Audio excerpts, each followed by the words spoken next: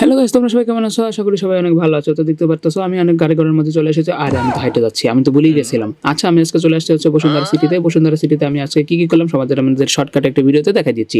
তো আমি বসুন্ধরা সিটিতে যখন ঢুকি সবাই আমার দিকে যেভাবে তাকিয়েছিল মনে হচ্ছিল কি কি না কেউ একটা পপুলার কেউ চলে এসেছে, কিন্তু আসলে তো আমি তো কোনো পপুলার না, তোমরা খুব ভালোই জানো।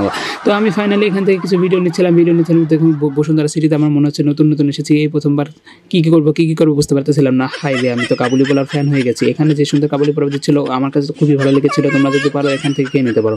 আমি এখান থেকে খাচ্ছিলাম, তো দেখতেছিলাম যে কি কি খাবো। আমি তো গরুর মাংস মনে করে খাসির মাংস খেয়ে ফেলেছি। আরে না, ভুল, এটা তো চিকেন ছিল রে ভাই।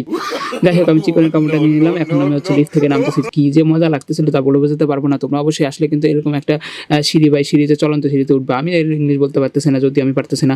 তো আমি এখান থেকে ফোন টিপতে টিপতে যেভাবে বাড়াচ্ছিলাম সবাই তো আমাদেরকে হা করে তাকিয়েছিল। আমাকে মনে হয় কেউ না কেউ চলে না।